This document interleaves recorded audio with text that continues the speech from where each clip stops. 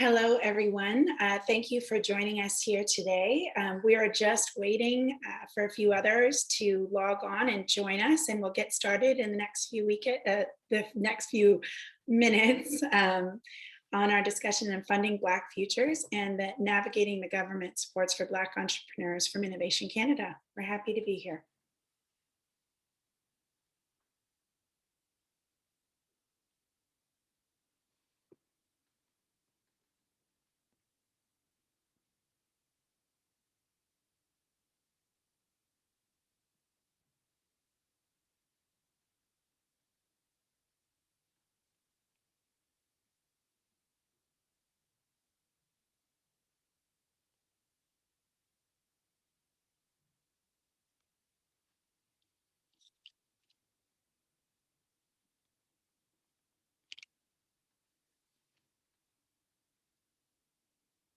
Oh, wow. So we have a good number of participants on now. I'm just going to give it maybe another minute and we'll get started.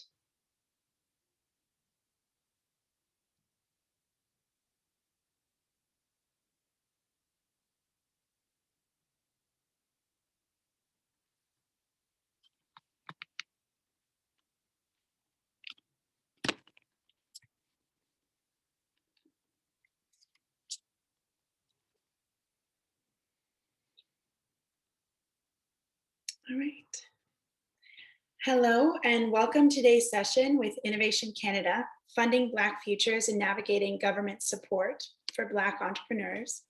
My name is Jennifer Lopez and I lead the Outreach and Partnerships team at Innovation Canada, a sector within Innovation Science and Economic Development Canada. I'd like to begin by acknowledging that the land on which we gather is the traditional unceded territory of the Algonquin Anishinaabe people. I encourage each of you to take a moment to acknowledge the traditional land on which you are today.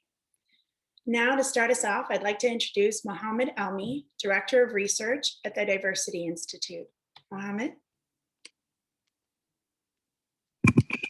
Hello, everybody. Thank you for the introduction. It's my pleasure to be here. I'm going to be sharing a slide deck, so I'll just set that up.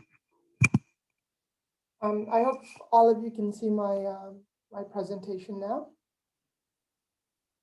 I will assume that's a yes. Perfect. So today, my presentation, we'll look at some of the topics that we've been exploring at the Diversity Institute based at Ryerson University in Toronto. One of the things that we have been trying to understand, coming out of our work with the Women Entrepreneurship Knowledge Hub, is understanding how entrepreneurship can be extended to various communities. And for this particular topic, I want to begin by just talking about providing a little bit of context, talk about the state of Black entrepreneurship and some of the ways forward. And our work, I think, does provide some context for the work that Innovation Canada and this presentation will be about. I'm happy to take questions in the chat box and look forward to answering them after the presentation. So just for context, we know that Canada's Black population is about 1.2 million people, or about 3.5% of the Canadian population. Most, about a little over half of the population, Black population, resides within Ontario. About 27% of the Black community are relatively young, are less than 15 years old versus 16.9 for the total Canadian population. In 2016, 50% of Black people were immigrants, mostly from Africa, compared to earlier groups from the Caribbean. And according to Statistics Canada, the employment rate of Black men aged 25 to 59 was lower compared to 83% for other men.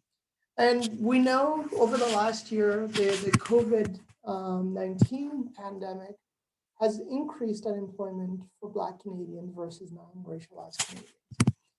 And so we also know and understand that the Black community faces unique barriers, particularly when it comes to day-to-day discrimination. And so in a study that the Diversity Institute, in consultation and in coordination with the YMCA, Environics, the United Way of Greater Toronto, what we found were that those perceptions and experiences of day-to-day discrimination that were particularly impacted by age.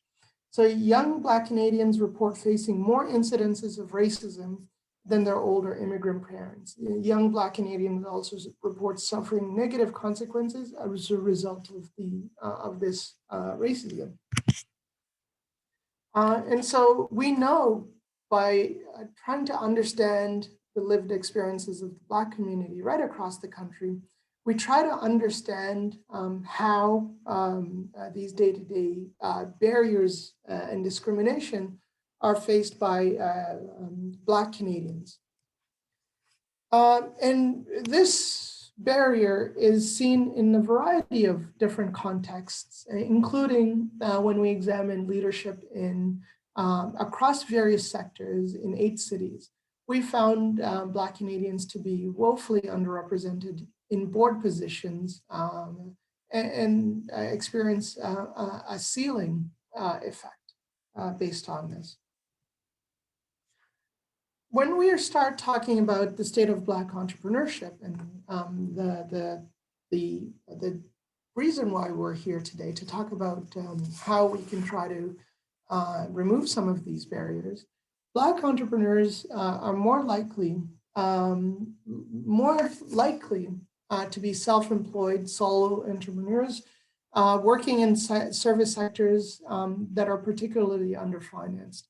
As I mentioned in the slide before, anti-Black racism is pervasive and it amplifies the barriers that they face.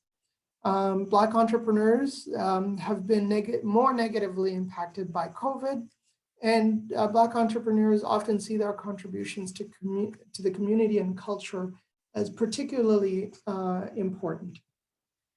And so trying to understand that the 3.5% of Black Canadians are self-employed, 29.5% of Black entrepreneurs are women, and Black entrepreneurs face additional barriers when it comes to financing.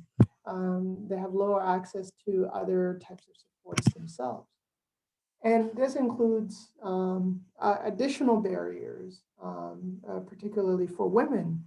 So Black women-led businesses are particularly at risk as they tend to be newer in contrast with those that have been operated by their male counterparts. And new businesses or businesses that are less than 5 years old often have a lack of access to credit, a lack of network opportunities, and limited access to development and training. And so Black women are just as educated as men, or more likely to have a graduate degree. When we start looking at the data when it comes to particularly to Black women, they're often the primary decision maker is about under the age of 40, 20.8% versus 15.3%. And more likely to focus on retail services, accommodation, and smaller and underfinanced. So Black women are a crucial part of the Canadian economy's recovery. As one study cited by the government itself found, a 10% increase in women-owned SMEs could add an additional $198 billion to the Canadian economy's GDP.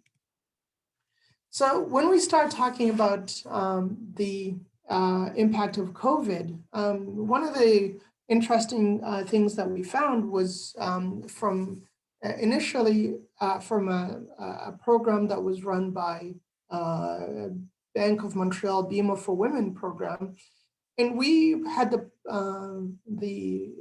we were given the task of analyzing the data. And we came up with many themes, over 10 themes, but we're going to be focusing on just a couple of the themes to highlight some of the barriers that these women entrepreneurs faced, with a particular focus on Black women entrepreneurs. So for theme 11, what we found was businesses created to meet the needs of African or Black people. It's interesting, when we pull out the data that was specific to Black women entrepreneurs and who were applying for this particular program, they found niches that were unique to, and they found business opportunities that were unique to their communities, whether it would be in the restaurant industry, whether it be in the health and beauty sector. And these particular businesses are also part of celebrating culture. And that's a strong theme that we came about. A couple other themes that we found was trying to understand inequality and support for community was a main driver for why they chose to go into this business, to start their business. And also they were pushed into creating their own business because they felt the sting of anti-Black racism. It is important to note that trauma was another motivating factor why they started their own businesses. So it was one of those issues in which we were trying to delve deeply into the data to find out exactly why they were motivated to start their own business. And this started a conversation within the Diversity Institute to understand what some of the supports Black women might need in order to start their own businesses. Because again, the data and the research is clear that it's a lack of social networks, a lack of training and access to services. So in consultation with the Black Business and Professional Association, we created the Boss Women program, and we at the Diversity Institute were tasked with evaluating the program to understand who's in the program, the needs of these participants. And what we found that the median age for the participants was 30 to 39. Most of the women who were in the program were well educated, and 55% of them had at least a bachelor's degree. But it is interesting that the median income was between $35,000 and $50,000. And most businesses were, just like the research said, in wholesale and retail businesses. And most participants were working on their business plan, so very early stages. And so these are the types of interventions that are needed, training programs like this, in order to assist them. And so we try to catalog and understand the different types of barriers that are faced by Black women entrepreneurs. And these include cultural stereotypes, lack of encouragement, role models. Again, going back to the slide that I was talking about in senior leaders, where in a city like Toronto, where I'm based, racialized women make up 52% of the population, but they're outnumbered 12 to 1 in senior leadership and board positions. So roughly equivalent, but they're outnumbered in board positions. Over 83% of women-owned SMEs use their own personal financial credit lines to start their own business, which if you have a credit card, you know that usually they tend to have higher interest rates, and that puts your personal finances at risk rather than the business itself. And we understand that these barriers extend to the financial institutions, which do not tend to lend to women more broadly, Black business Black-owned businesses more broadly, but particularly Black women as well. And so we were trying to understand this during COVID, and through the WEKH, we created various programs and training sessions. I already mentioned one being the BPA plus women. And we have a model, an inclusive innovation system model, where we try to understand programs like Boss Women target at the individual level. But at the organizational level, we have different recommendations. At the societal level, working with funders, working with government more broadly to try to change the perceptions and the risk associated with supporting Black entrepreneurs, but Black women entrepreneurs as well. And so one of the other programs in consultation with BBPA that we had the pleasure of evaluating was the Rise Up pitch competition, which had over 700 women applied to compete and 24 finalists. All awarded winners and runners up have the opportunity to be part of the See Big campaign, which is another initiative. And so out of the 700, 45% identified as African, 44% were Afro-Caribbean. Over 40% of the applicants were Canadian born, but almost a similar amount, 37%, were immigrants who had been living in Canada for more than 10 years. And so we know from that particular program, the pitch competition, that there's a particular need for women entrepreneurs and women entrepreneurship training programs that are targeted towards Black women entrepreneurs specifically. And the need is great. Imagine the 700 number trying to apply for one of these programs. And I'm sure if government were to create programs such as the one we're going to be talking about today, it would be a game changer within the entrepreneurship ecosystem. The Diversity Institute has several other programs that are tailored towards diverse populations, not just Black women, newcomers, people who are exporting as well. And we also, through a consortium bid with the City of Brampton, as well as BBPA and other researchers are extending this research through the Black Entrepreneurship Knowledge Hub itself. So with that, I'd like to thank you for your time. I'm happy to take questions at the end of the presentation. And should you have any questions, you can always reach out directly to me. So with that, I'll stop sharing my screen. Thank you. Thank you, Mohammed. And as Mohammed mentioned, at the end of following the next presentation, we will launch into a Q&A session where you can pose any questions to Mohammed, myself, or my colleague, Joel Adams, whom I would now like to introduce you to. Joel Adams is an innovation advisor based out of Toronto, who is going to provide an overview of Innovation Canada resources that support Black entrepreneurs on their business journey. Joel? Thank you so much for the introduction, and thank you so much, everyone, for the invitation to be here today. It's really exciting to be sharing some of the programs that are up and coming that I'm sure many of you are very excited about. But also today we'll also be speaking about programs that already exist, some that have been around for a long time that we'd really love to make sure that that this audience is aware of, and that we can reach out to you and encourage you to apply for these programs as well. So we'll walk you through some tools that will make it easier to navigate through the literally thousands of different government programs that are out there to support different types of businesses run by diverse sets of Canadians across this country. And do we have the presentation up? Yes.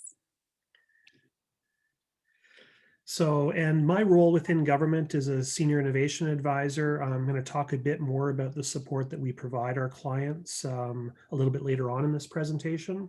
But our team exists across the country, and we're here to help. We're here to work with entrepreneurs, with innovators, companies of all sizes to help them navigate the range of services that the government provides. So, as part of Innovation Canada, we're part of a team that provides a number of different services and programs. So there's a few examples here on this page, but there's many more. And these include things like, on the service side, programs like BizPal, which is an interesting site, bizpal.ca, that provides an overview of regulations and permits and licenses that businesses are required to have in partnership with the municipalities and provinces that you operate out of. So I know there's participants here today from Innovate Vancouver, and looking at the BizPal site earlier today, I could go on there, say I'm based in Vancouver, I'm a retail establishment looking to expand, and it'll point out some of the different steps that you need to work with the municipality or the province or the federal government to make sure that your business is ready to operate. So it's a very useful site from a services perspective. And we have other sites like Explore IP, which helps you find innovative technology that you may want to incorporate into your business, often developed by universities. The Clean Growth Hub that can help our clean tech companies as we look to battle climate change and also grow our economy. But then we also have a number of different funding programs, and a few examples of those are Innovative Solutions Canada, which is actually a very interesting program that doesn't provide grants, doesn't provide loans. It actually provides an opportunity for innovative companies to sell their products to the companies that apply and succeed in this program. So it makes Canada be your first customer for a new product, and then hopefully that helps you to gain traction. So it generates revenues. The superclusters, there's a number of these across the country, ranging in areas from ocean technologies to digital to plant-based proteins to advanced manufacturing. And the innovative superclusters exist to create partnerships between SMEs, small, medium-sized businesses, and larger businesses in many cases, in order to introduce new technologies and provide funding to support those projects. And our funding goes all the way up to our Strategic Innovation Fund, which is for projects that are typically $20 million to $200 million or more in scale, large scale expansions and growth of businesses that have already reached a certain point and are looking to take it to the next level. And I hope there may be some of you either on this call today or those of you that may be aspiring to reach that point where you'd be able to access something like the Strategic Innovation Fund down the road. But there's a number of programs that exist also to help you along that path and to grow. So one of the services, if we can advance the slide, that we're going to come back to in a moment will be our business benefits finder. And we'll finish off our presentation today actually walking through an example of how that works.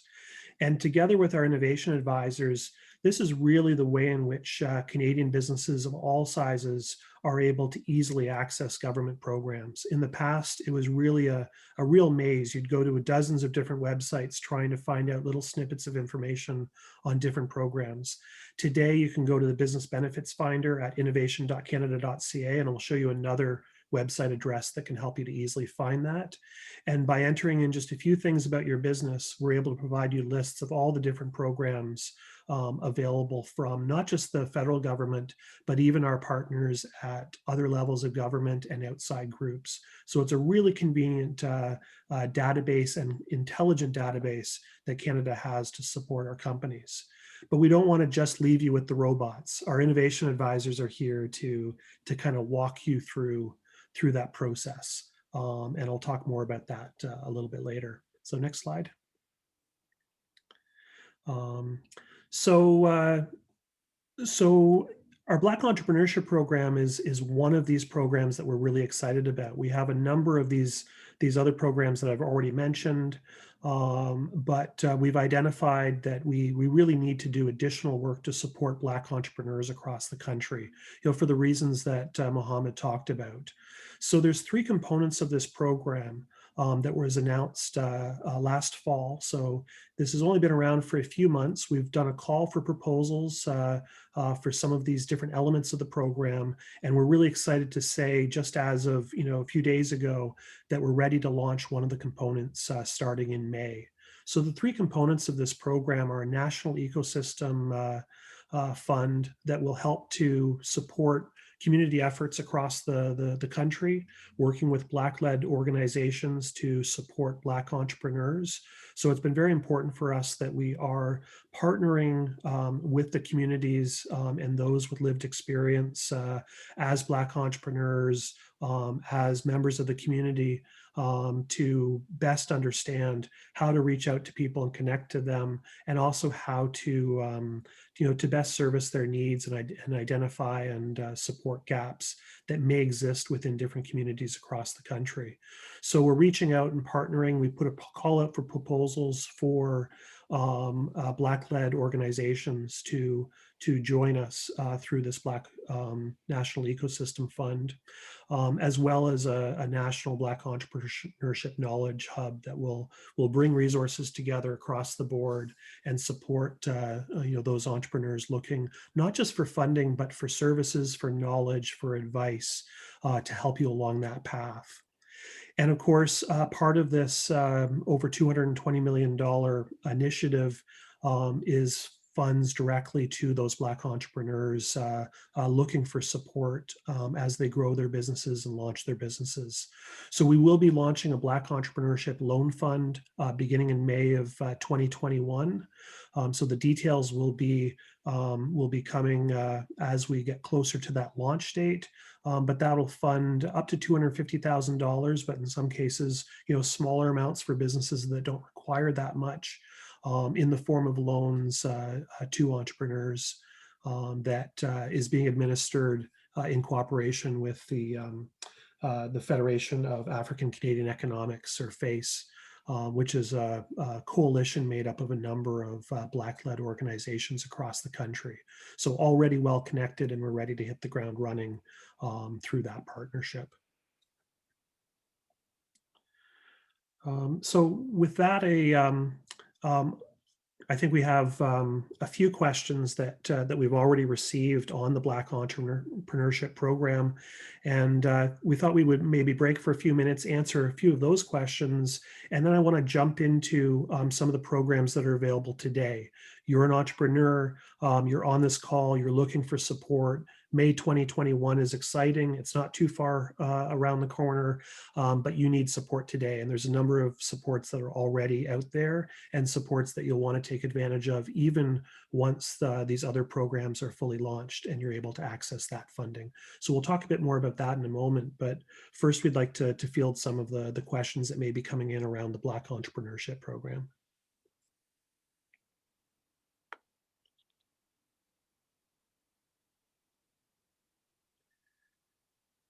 So I've got a couple here from the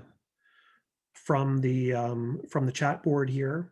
There's a few of these are more general questions, and we'll come back to these as we get into kind of the broader grant programs.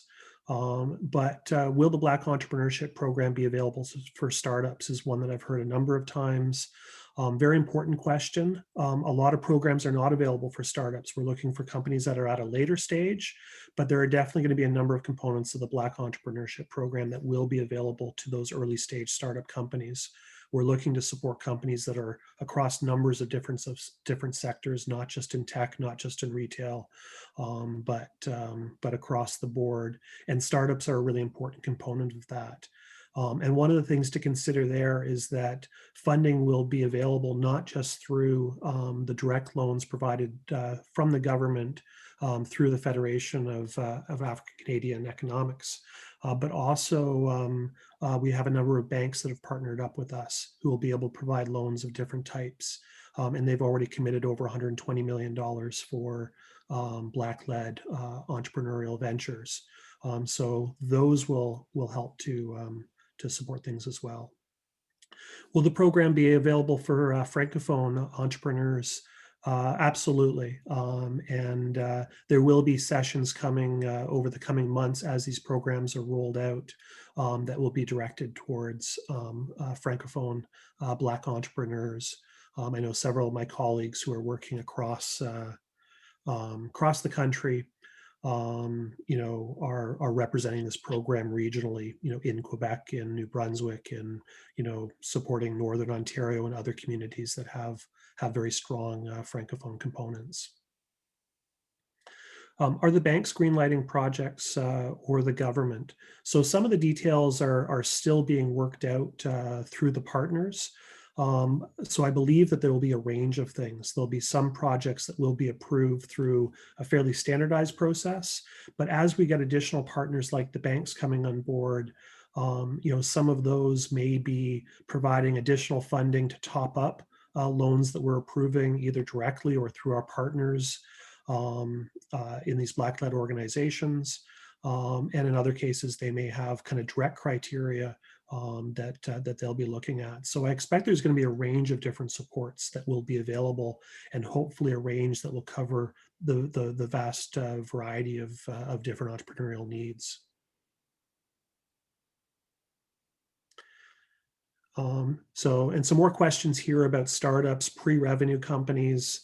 And certainly that's a very important area, something that's near and dear to my heart. Most of my career has been working with early stage startup companies where it's very challenging. You're looking for private sector investment, you're looking for grants, you're looking for loans. And very often, as they say, the bank won't give you money until you have money.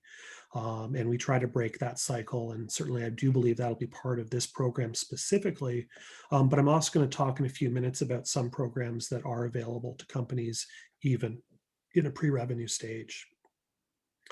Is the Knowledge Hub a good place to start if you have a business idea but need guidance on where or how to get started? Exactly. That's exactly what we're looking to provide. And there are a number of supports already out there across Canada. In Ontario, we have regional innovation centers. We have university organizations, including like the Diversity Institute, who could then link you to other organizations. There are small business enterprise centers that help entrepreneurs. But we know that we need to do more, and the Knowledge Hub will be a way that we can provide that advice in a much more directed manner towards Black entrepreneurs to make sure that they're getting that guidance. But one of the things that I always recommend to people, even when you are looking to access advice from something, a dedicated resource like the Knowledge Hub, as it gets created and launched, you're not limited to just one resource.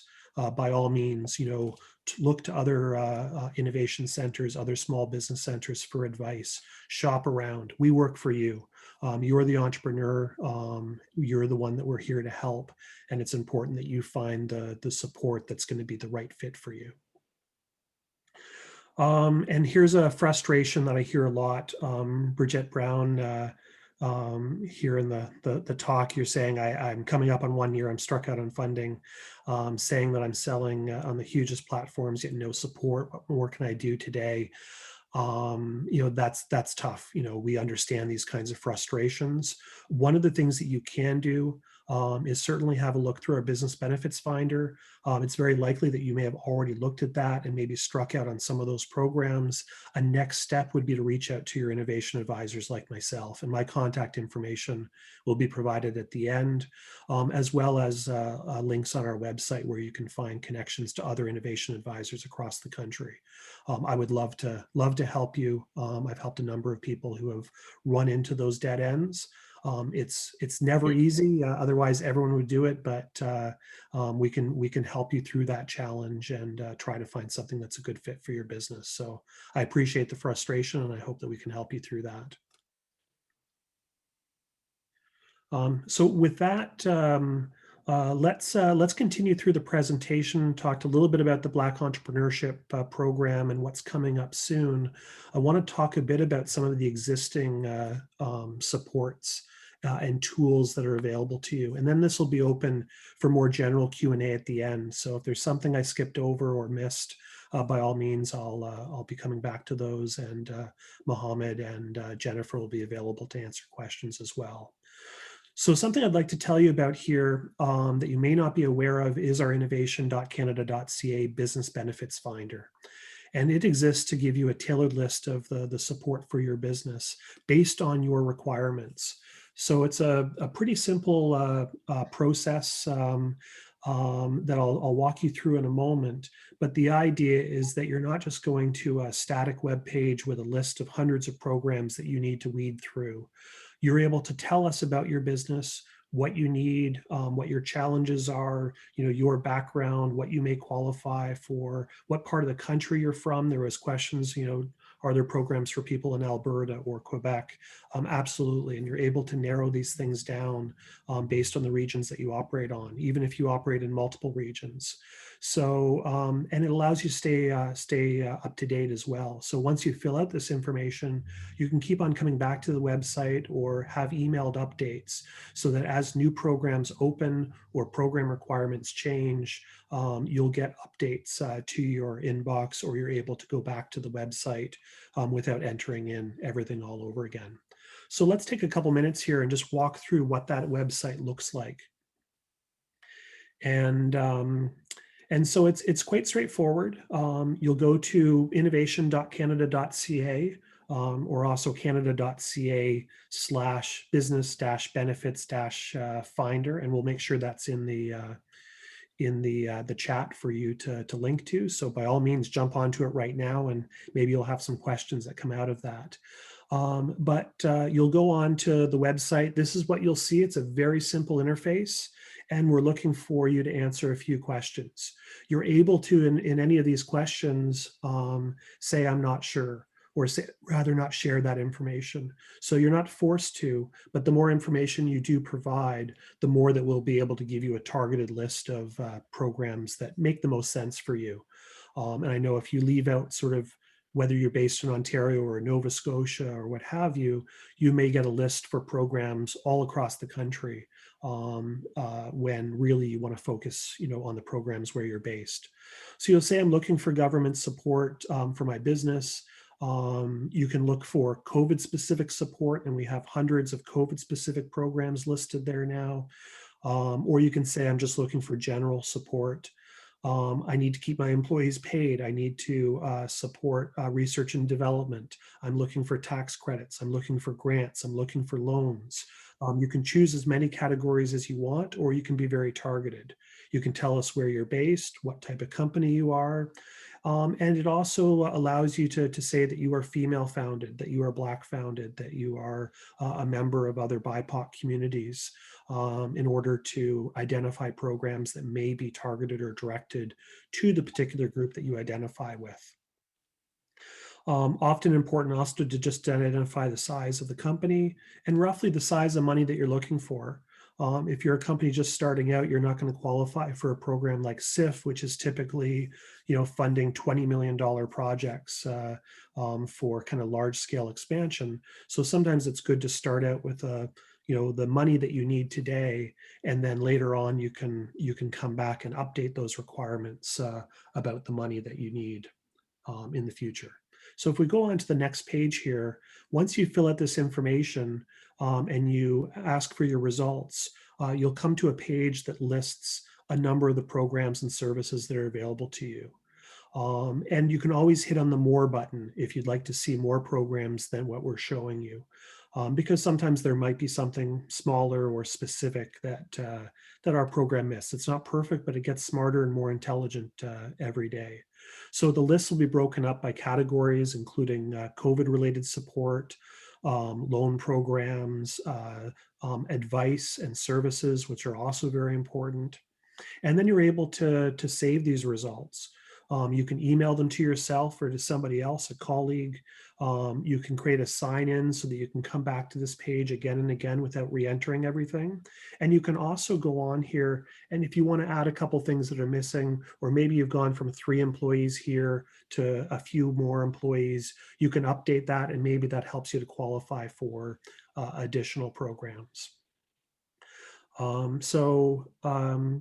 Once you've gone through that process, you've identified some programs of interest, and you're still, struggling to identify which one is really the best for me, or you have a variety of needs that you'd like to talk to somebody in person, you're able to reach out through our forms on our website at canada.ca or through our 1-800 number, and you can connect with one of our team, including myself, across the country.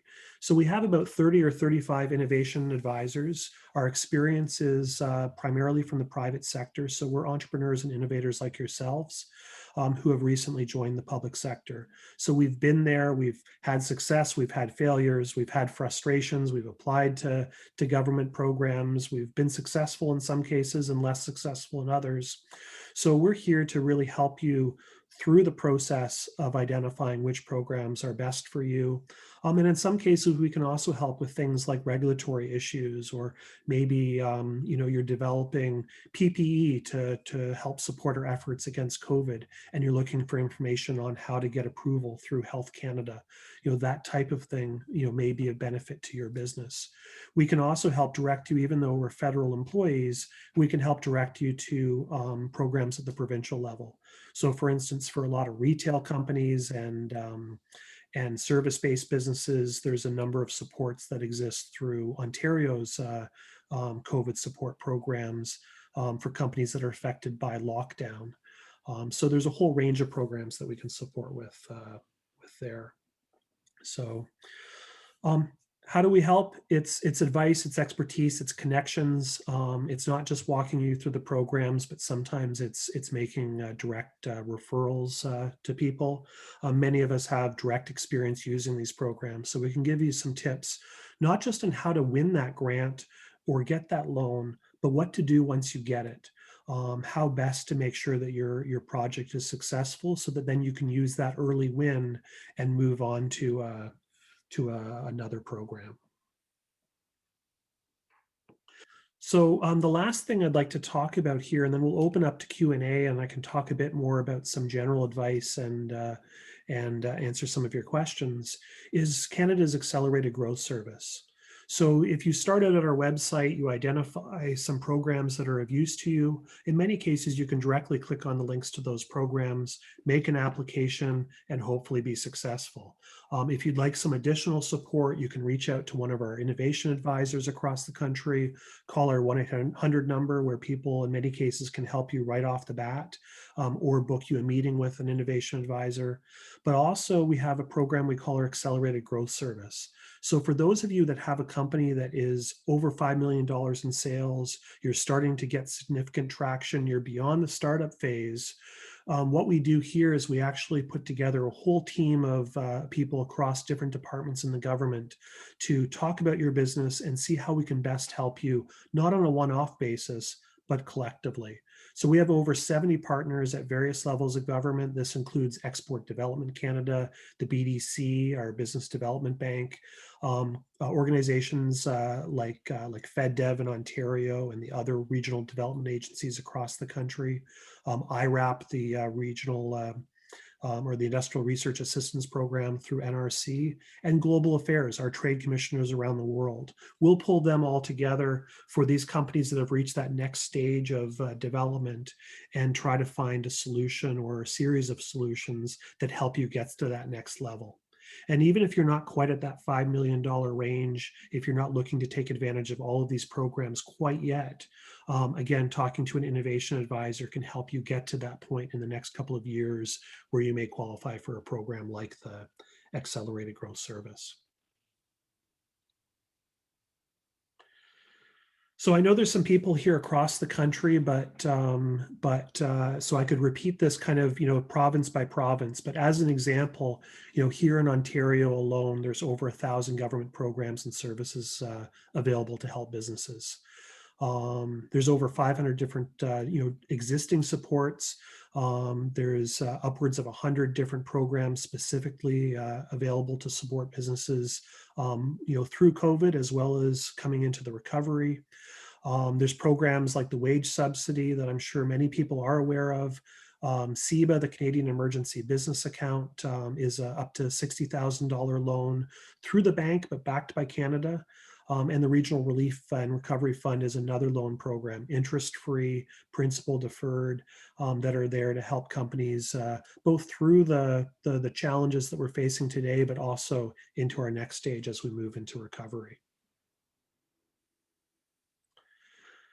So with that, we'll open it up to some additional questions. I see a number coming in through the Q&A, and I believe we may have some questions from others. So by all means, jump in the Q&A, share your questions.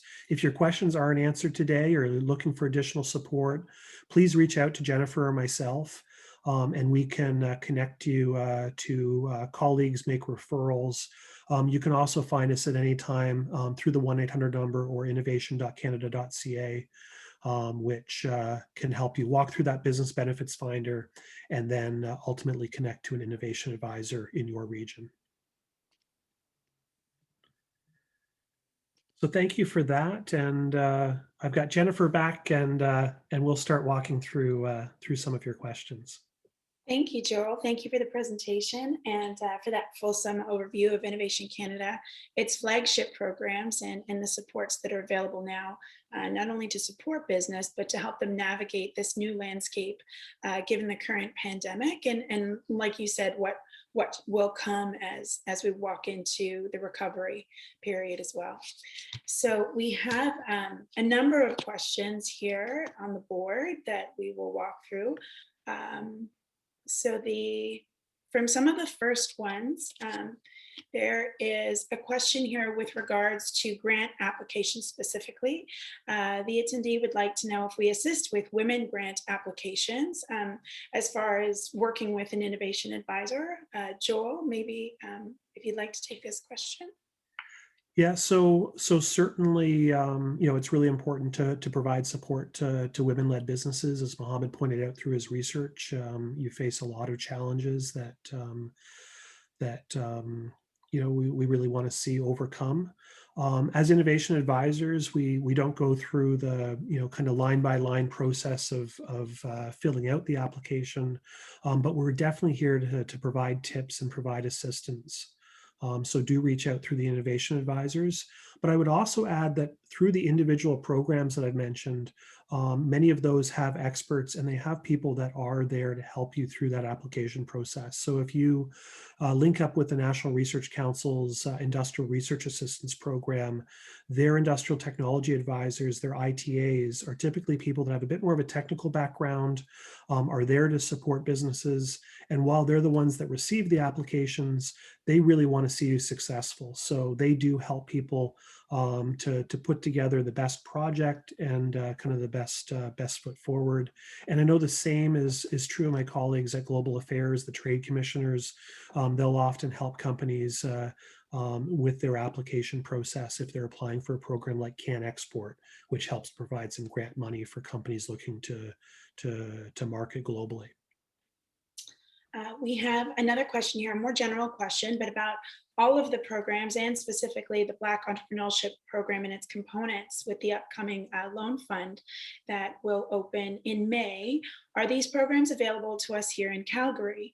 The National Loan Fund is national.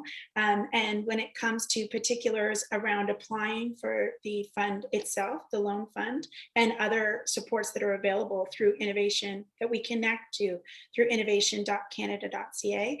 Yes, many programs are national and available to folks throughout the country. There are other provincial and territorial supports that are available within your region. So I urge you again, if you have questions, once you've gone through and you've answered questions and you've populated our tailored list through the Business Benefits Finder, I encourage you to contact the 1-800 number and reach out to an innovation advisor, as Joel said, that can help you navigate the best fit for you in your business journey, kind of in the region you're in, and see what's best suited to your business, given what your needs are. I would also mention that through the Black Entrepreneurship Program, not only will the loans be available on a national basis, But there'll also be the Knowledge Hub that'll be available to Black entrepreneurs across the country. And the Black Ecosystem Fund is intended to support Black-led organizations at a regional basis across the country. Those programs have already closed in terms of accepting potential partners, but we're going through the process now of evaluating those potential partners with an eye towards having good regional representation across the country. So I expect in Calgary, you will have access to both funds at a national level, but also, and the Knowledge Hub, but also regional networks through more local organizations that will be set up to assist you. Thank you, Joel. So we have another question here. Where do we follow when the loan program details are released in May, and what can we follow to keep up to date and on pulse with those dates? That's a great question. On Canada.ca, the Black Entrepreneurship Program, if you just search it there, it's available. We'll also be sharing the links following this session and kind of in the chat as well, so that you can sign up for alerts or just follow for within the Canada.ca news release. But we'll also share that with attendees of this session following the session, so that you can keep up to date on when those dates are released and the fund is open. Are there any other questions, Joel, that you'd like to particularly have a look at now with regards to the program itself, or more general? Yeah, just scanning through lots of wonderful questions, and Are there funds that focus on women's business, particularly, as it seems that is most needed in this time? For example, a small seed loans to get started. That is one thing, I'm just going to say from my lens, that was very interesting in the coordination and planning of this event, was having the opportunity to speak with Wendy Sukiar, who is the founder of the Diversity Institute in Toronto. She shared some research with myself and a former colleague with regards to the need, or the most popular among Black entrepreneurs and people of color, is that they're looking specifically to apply for micro loans and grants, typically like 5,000 to maybe 10,000, but usually in the lower range. And I found that interesting. And also, I was hoping that today in our presentation and in this discussion, as it evolves and hopefully continues beyond today's event, that we're able to address that. And like Joel had said, beyond even this new programming with the Black Entrepreneurship Program and its components, all of the supports that we have that are accessible through the innovation.canada.ca business benefits finder. If you find that in answering those few questions, you are connected to some of the programs that are listed kind of in your tailored list, anything and everything that is available out there, we have in our group, my boss always says, you don't know what you don't know. So we're hoping that just going through this search tool and being able to see what's out there that, potentially looks as though you can apply for it, and hopefully then are, connected to, there's much more beyond those micro loans and micro funding that's available. And what we do need are qualified folks and businesses to apply for them. And that isn't, I want to cast a wider net than women-owned business or Black entrepreneurs, but that everyone and anyone, Canadian business that is incorporated most oftentimes, can apply for and connect with, based on the eligibility criteria, with these programs and services that are available to them. That's why we have them there. It is a free tool that is available online 24 hours a day. So we encourage you to test out the link. And once you have any questions regarding the programs and services that populate, to reach out to us at the 1-800 number or through our innovation advisors. And hopefully we can work with you through your journey as you continue on. Yeah, and I would add too that there are some female-specific programs. The Business Development Bank of Canada, BDC, offers a few programs that are targeted towards female founders. There are also a lot of programs at a much more regional level, and that's where I always encourage people to get involved with their local innovation centers, their local small business centers. because many of those programs are offered sometimes by, municipal organizations or regionally connected organizations as well. Some of those will show up through the Business Benefits Finder, and we're always trying to add more and more of those programs to it as well to make sure that it's even more comprehensive. But definitely it's an area of great importance.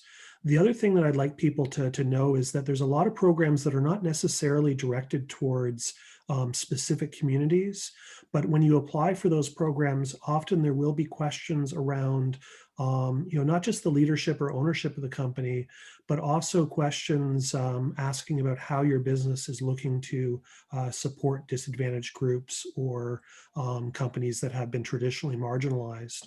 And I know from experience, I've worked with companies that have applied for funding. They had excellent technology, excellent team, excellent business opportunity, but they failed to identify whether their technology, whether their product had an impact on women, on marginalized communities and racialized communities. And that's an important part of our process, is to make sure that people are thinking from an inclusive perspective when they go down an entrepreneurial path. So you'll find some of the programs that are not necessarily targeted will still create within their application process opportunities for you to share your challenges or share how your solution is helping different communities across the country. And that might help to prioritize your application ahead of others. Wonderful. Thank you. Thank you, Joel. There is a question here with regards to mentorship programs and mentoring programs. I'll read it out. I recently have been linked with a mentor, and that was a game changer. As an immigrant, a Black woman, and a Francophone, I found that resource online by chance. Success is sometimes about who you know. Is there anything, Joel, that you can share about mentorship support? Yeah, so one of the tabs on the Business Benefit Finder, you don't have to click funding. Usually everybody clicks on the money thing, but mentorship is so important. I'm glad you raised that. So there is a tab on there to ask about other types of support, including expert advice, and that will link you to some of the programs that exist around mentorship. So certainly, again, on the Black entrepreneurship side, that'll be an expectation of some of these ecosystem partners and the National Knowledge Hub. But already through our regional innovation centers, through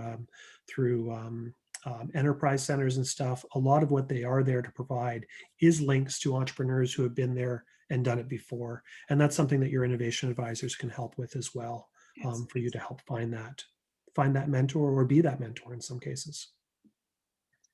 Thank you for that. Mohammed, I have a question for you here. There seems to be a disconnect from what Mohammed expressed as the need from the entrepreneurship and the programs funding available to them. Mohammed? Thank you for the question. One of the things that we find in the research that oftentimes many entrepreneurs who are Black or Black women entrepreneurs specifically, they're relatively small businesses. And sometimes the cutoff could be as high as, $25,000.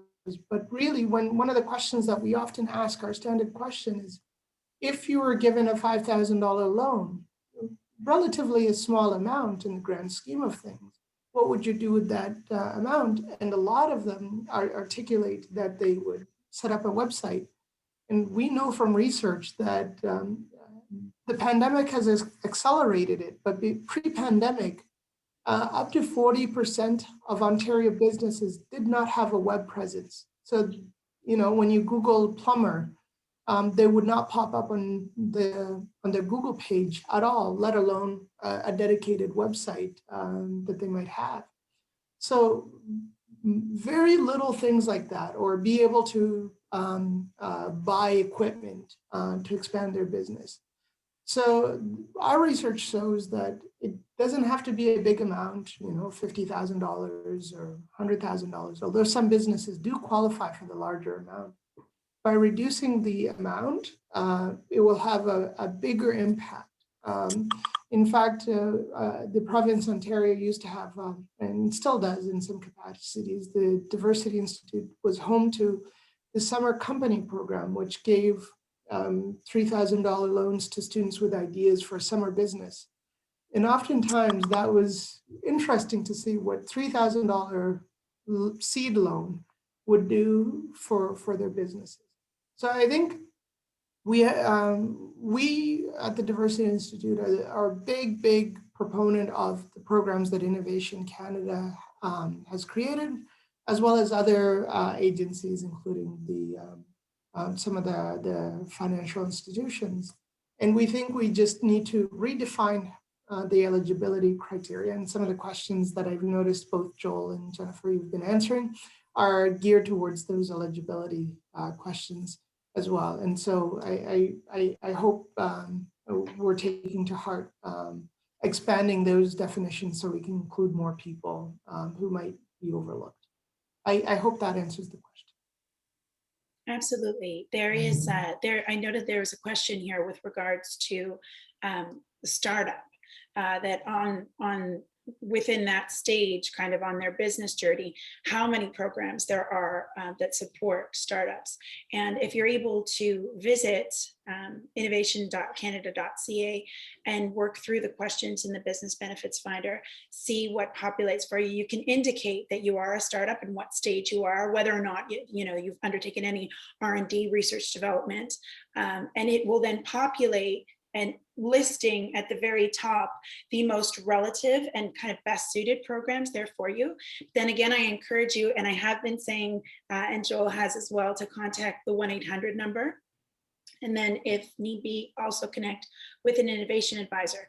The 1-800 number, there's a separate question here for the number itself that will be shared. And if you notice in the chat, it's been noted that by the end of the day, the presentations, full links and the phone numbers and our contact again will be shared. So no need, don't worry, it'll be shared by the end of the day in a fulsome email. So you'll be able to contact us directly and then again, kind of go through the site.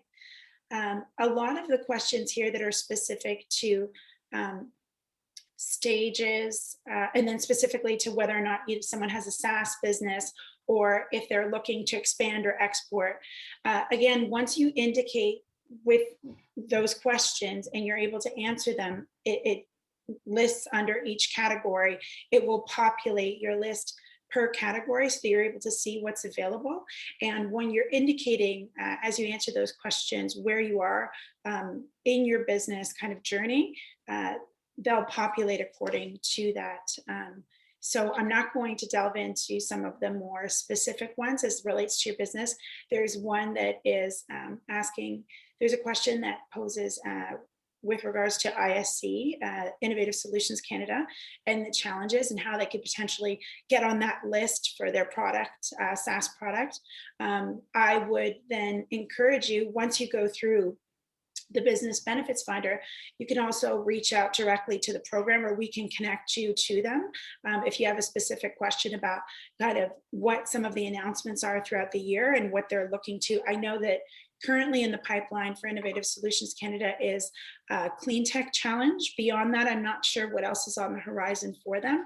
So we can definitely connect you to program partners, our program partners there, so that you could discuss further your SaaS product and maybe, what direction you could go to or where they could point you as well. So, yeah, one of the things I see, there's a lot of emphasis obviously on youth programs, and that came up as very important within Mohammed's presentation. So we do have programs like Futurepreneur, which are targeted at entrepreneurs who are 40 or under 40, and provides kind of loan programs and supports that that help those youth. But there's also a question about people who are older than that, and are there programs for them as well?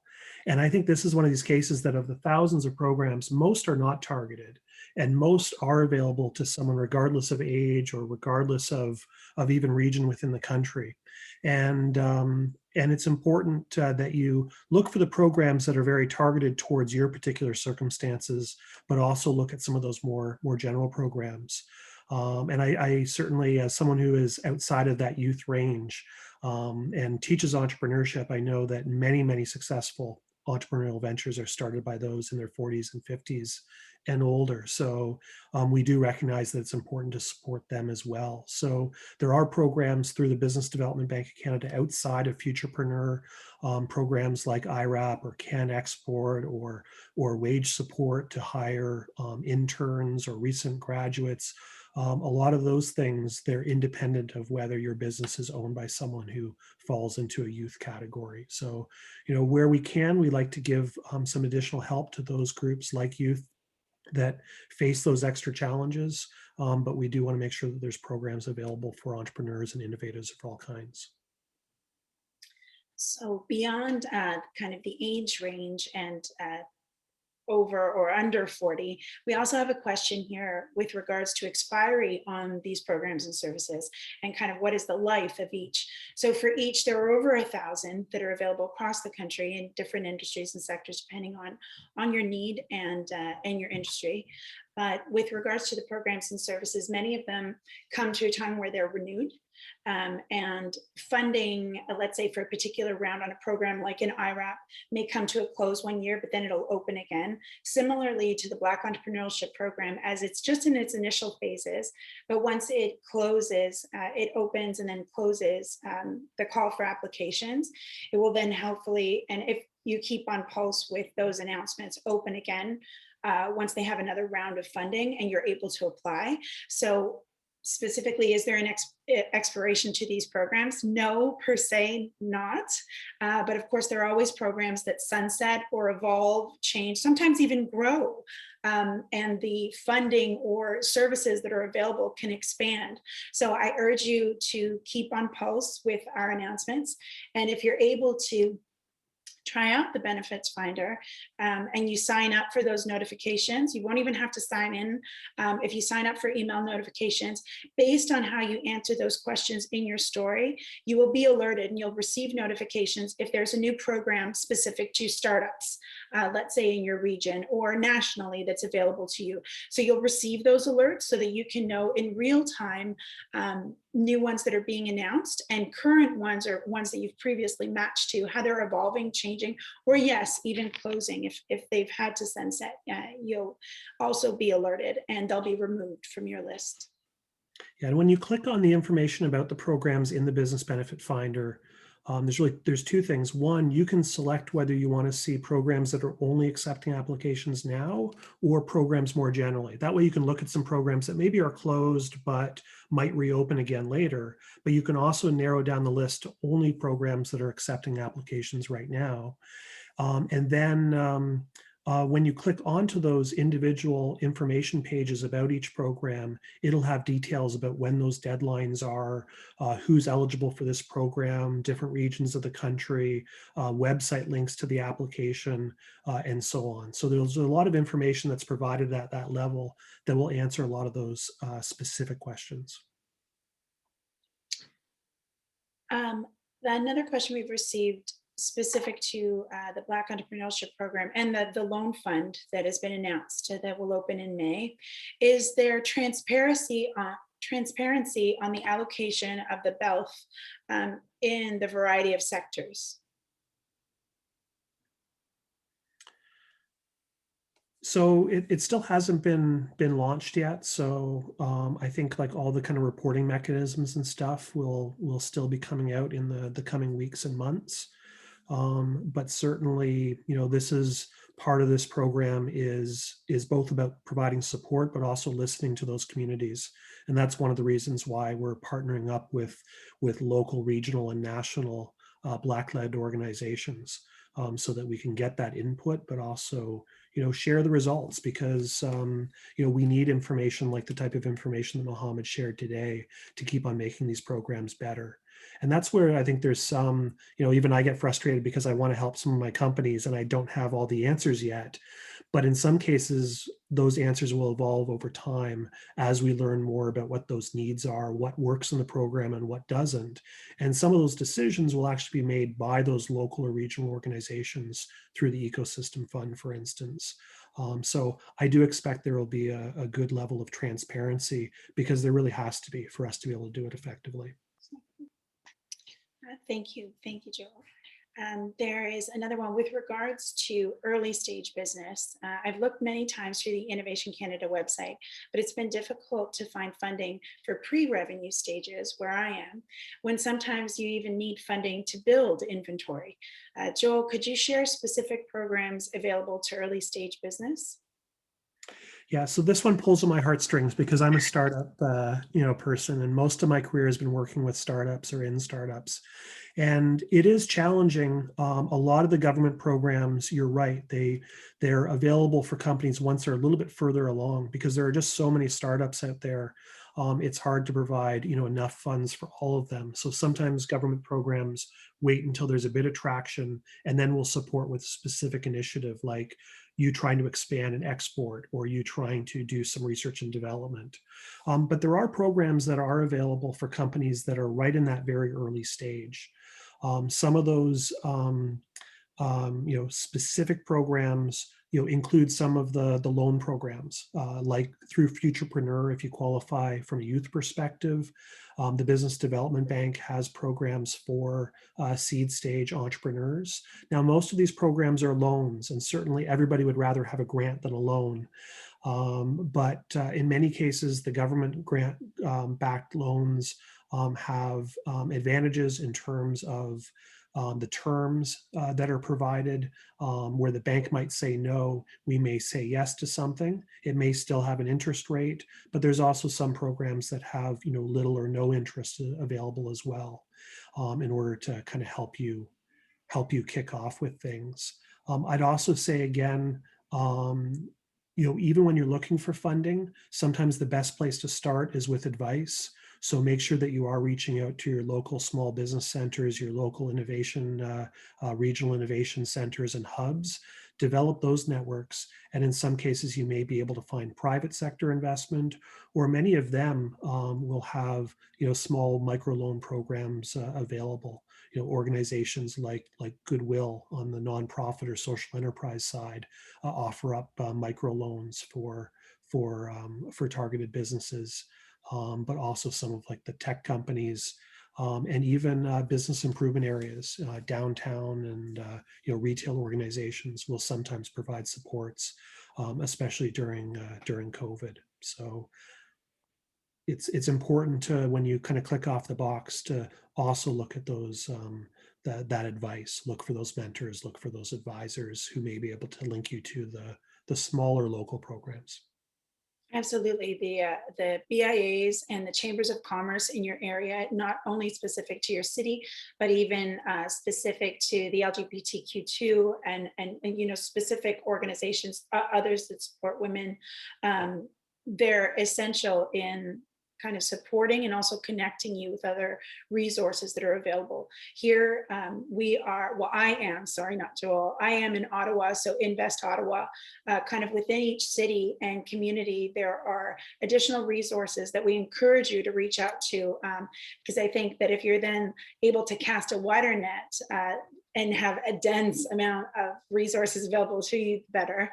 And talking about expansion, we have a really interesting question here from Ursula Ohuka, who is an African female entrepreneur.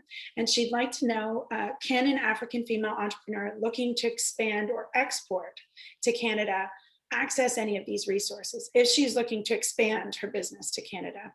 Joel? So this is tough because most of our programs are to support people living and working in Canada and to create jobs here in Canada. So the answer is no in most cases. You are, even in the business benefits finder, able to check off whether you're incorporated in Canada or not, so on. Now, that being said, you may be a business that's owned in another country, but you're setting up an operation in Canada. And we do like to see that. We like to see foreign direct investment. We like to see companies coming to Canada and creating jobs. It could be 100 jobs, it could be 1,000 jobs, it could be one job. And these are definitely of interest to us. So one of the ways that you would want to look to find support in that regard would be really positioning it as a investment opportunity into Canada. It's a job creation opportunity. So if you're creating a few sales jobs or distribution jobs, or even developing and modifying the product for Canadian climate or Canadian regulations, these are all things that there may be programs to help you with. If it's just selling, say through a website to Canada, that's going to be much more difficult to find funding for. But you may look to partner with some existing Canadian businesses who, in their case, they may qualify for supports. The other thing is that some of the organizations are going to be able to provide you advice from that perspective. They may be able to provide you with connections to Canadian businesses. Again, we'll look to support those Canadian businesses, but if those Canadian businesses are looking to import what you're trying to export, we often like to make matchmaking happen. I think for the most part, we have gone through a bevy of the questions here. If anyone has any other questions they'd like to either have myself, Joel, or Mohammed answer, there's one maybe that we could just address. Are there programs available for new hires, employee training, and especially now during the pandemic, wage subsidy support? Yes, absolutely. So, and that's one area that is really open to businesses of all sizes. If you're hiring your first employee or your 100th employee, there are programs available both for training and also for hiring support. So one of the programs is the student work placement program, which is offered through a bunch of different partners across the country. But if you were to search for a student work placement program, you would find a link on our Canada.ca website that would then link you to other partners who provide that. And that provides grants that will help you to hire employees, usually in technical fields, if you're looking to kind of build out your product and do research and development. But in some cases, it will support employees in other areas. We also have, there's a jobs program joint between Ontario and Canada that provides up to $10,000 in training support. So if you're looking to hire people that require, retraining in order to, enter your workplace, you may be able to partner up with a college or another organization and receive funding towards their training that will reduce the cost of bringing them on. And in many cases, it's hard to find people that have the right skill set, just simply to find people from that perspective. So we do have a number of programs in that regard, and that is, again, a specific category you can search for in the business benefits finder that you're looking to provide. You're looking to grow, you're looking for support in hiring. And maybe one last one. I know we're nearing the end of the session here. We have just over 10 minutes left. But Joel, you noted that there are close to 100 COVID-related support programs. Beyond the 3 that you mentioned, are there alternate programs that you suggest, or maybe that might be available to help businesses not only pivot, but move forward during the recovery from COVID? Yeah, so let me, I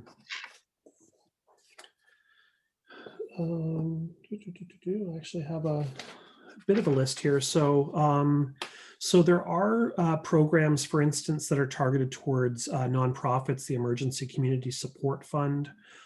So I know some of you may be managing or running social enterprises. So, and sometimes they don't qualify for the traditional like wage subsidy programs. So that may be one available source. One thing I say to a lot of the companies that are looking to access COVID funding is to, again, not forget about all the other funds that already exist. There's cases sometimes where we've provided funding for COVID purposes and received thousands and thousands of inquiries. Meanwhile, another program exists that is receiving tens of inquiries. And you may actually up your chance by not focusing always on the COVID specific program. There's also at the provincial level, and I'll give an Ontario example, but there are examples across the country. There are, supports for businesses that have faced lockdown, and some of those come in the form of grants, up to $10,000 or $20,000 that you should definitely be looking at. And one thing that's really important is that companies talk to their banks. And I know many of you will have, but I've talked to many entrepreneurs that go to government first and forget to talk to their bank. We've provided some programs through the banks, and they have a lot of incentive to see their existing clients continue to succeed through and after the pandemic. So they maybe provide you some preferred terms or access some programs that are supported through the government at reduced cost. Sorry, go ahead, Mohammed. Yes, I'd be remiss not to mention that the government has a great program to support students. Me being from Ryerson, I'm a little bit biased. So if your company wants to hire students, it has a great program through the student wage subsidy program, SWIP programs that are available right across the country. And they can subsidize a maximum of $7,500 for 4 months for a student hire. And as you know, one of the first areas that many companies, businesses cut back from were hiring of co-op student internship students. But please hire some more students if you can, and pass on the great program that this group does have to be able to hire them at up to 75% of their wage is subsidized. Which is wonderful. Thank you for amplifying and noting that as well, Mohammed. Whether it's Ryerson or any of the other educational institutions, that's definitely a great avenue as well, with the programs available and wage subsidies there. I have another question, the most recent that has just come in, and it is maybe the 5th or 6th, kind of touching on this from Shamara Williams, but as I mentioned, there are others. Can you, Joel, recommend programs for sole proprietors? Because a lot of programs favor corporations or you being incorporated, even in going through the business benefits finder. A lot of the programs prefer that you are incorporated to meet eligibility. This is a great question, and one that I get a lot. And it's one of these things where some people may advise you to say, okay, you need to incorporate or you're not going to be able to access a bunch of these programs. But I always really want to make sure that the entrepreneur does the thing that's right for their business. And there's a lot of reasons not to incorporate. You may not be at a certain revenue threshold that from a tax and accounting perspective or an HST perspective, it makes sense to incorporate. And we don't want you to change your whole business model just to go after one government grant or loan. But it is tough. It does rule out a number of programs. So there are some programs like the Innovative Solutions Canada, the testing program, where if you're developing a new product and you've not yet incorporated, but you have an idea or you have a concept at a prototype stage and you believe that government agencies could benefit from it, their challenges and their testing programs are actually open to unincorporated individuals. In many cases, banks may favor corporate structures, but they do provide loans for many people on a personal business level, whether they are, partnerships or sole proprietorships. And again, some of the programs, especially ones that relate to COVID relief, they don't require incorporation, but they require a business account. So I would say at minimum, make sure that you have a business account in place, that you have a business registration number. These types of elements will open up a number of doors. In some cases, if you look at some of the wage support programs, they'll require that you have, formal payroll set up. So there may be some things, it may still be a bar, but there may still be some things that you can do without having to go out and incorporate if your business is not quite at that stage, that will open up some of those programs. Because certainly we want to see interns and new hires working at partnerships and sole proprietorships and not just incorporated companies. But it does limit things, and that's a reality. At some point when you do incorporate, it's good sometimes to learn about the programs that you'll be ready for so that you can hit the ground running when you reach that point. That's wonderful. Thank you. I'm cognizant of time, and now we just have 7 minutes left. So I have a handful of new questions that have just come up here, and there's one specifically from Mohammed.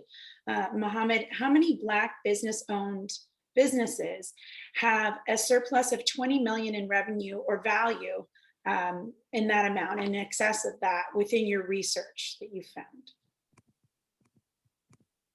That's a very hard question because we don't have that that level of detail of research. And then one of the things that we're big advocates for, and we're big supporters on the government creating the Black Entrepreneurship Knowledge Hub, is simply because of lack of data on any of this information. I'm privileged to be working with Senator Colin Deacon on a survey on Black entrepreneurship with Abacus data.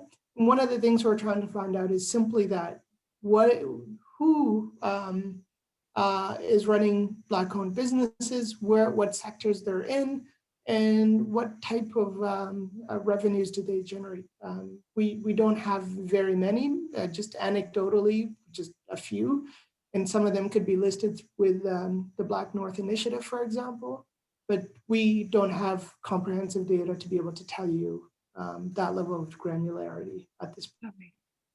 All right, thank you. Thank you, Mohammed. But we look forward to the data that you are collecting, and once it's shared, I'm sure will be a great resource, or at least, metrics wise, to be able to see that data and follow along those numbers. Hopefully now that the program is launched, and as we continue on with additional programs and funding services that will be available beyond these first three components, hopefully we'll see some growth in that area as well, as people begin to apply and these businesses begin to apply.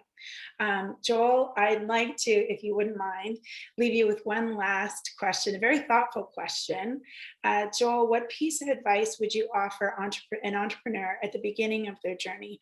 Or what tips maybe can you offer from your own experience as an entrepreneur in working to support Canadian businesses and entrepreneurs as a whole? So great question. And it's something, we talk to a lot of startups in our position, and most of us come from a startup background. And I think one thing, an important word in that question is journey. It is a journey, and it's important that when people look at these programs, that they're not looking at them as a single point in time, that many of these programs build upon each other. So you might be able to start with a microloan or a seed investment from maybe a local funding agency. You may be able to get funding to hire a student as one of your first employees. And then maybe that leads into hiring a grad student through a program like MyTax, where you can do some research in conjunction with the university and having somebody on site. And then that could lead to more in-depth projects through something like IRAP. And then you could move on to a program through one of the regional development agencies. And then in a few years' time, you've got 100 people working for you, and you've got a huge project, and you're looking at something like SIF to undergo a massive expansion. And I think entrepreneurs are people with a vision, and it's important that you identify the points along your path where you may be able to access different programs. And where you do get turned down, definitely push back at people like us within government to understand why you were turned down. What part of the criteria did you not meet? And maybe it was just because that program wasn't the right fit for you at this point in time, but it will be in 6 months' time. And how can you get from here to there? And maybe there's another program, or maybe mentorship or expert advice that will help you to get to that stage where you can access that. And the tough stories for me are where I hear about people that could have accessed a program 2 years ago that they would have been eligible for, and they didn't know about it. And they missed out on an opportunity to hire additional people and grow faster, or de-risk their business and reduce the mental health strain on them. So look at it as a journey, and start to kind of look ahead at the different points in that journey. And that's true both for programs and funding, but also, just for any business. And I think the last thing I would mention there too is that Many of our programs are targeted not towards the business as a whole, but as projects within that business. So if you're thinking about, getting funding, think about the initiative you want to fund. You want to take your existing business and you want to start exporting to a country or a region around the world, or you want to initiate an R&D exercise to be able to develop your next product. And think about those as projects that may be fundable. And the more you think about it that way, the more you may be able to target a particular program that's a good fit for you. Oh, that's wonderful. Thank you so much, Joel. And thank you, Joel, both Joel and Mohammed, for joining us today for your presentations and thoughtful answers here during our question and answer session. It was very lively, and to those that did submit questions and we weren't able to address them during this session, please feel free to reach out to us. We will also be sending, I've just copied from the chat itself all of the questions we've received, and whether it's from our end, from Joel and I, or from Mohammed, we will reach out to you to respond to each and every question. I think that's important. And also please keep an eye out for that email that will be coming to you with a list of resources, our contact, and the direct links to access these programs and the Business Benefits Finder. At the end of the day, you're innovating, you're starting, you're growing, sometimes pivoting, your business, and you're helping to grow Canada's economy. So we thank you for joining us today in this session. We hope you found it valuable, and we are very thankful to have been invited by the Diversity Institute to provide this session to you today. Thank you all. Thank you. Thank you.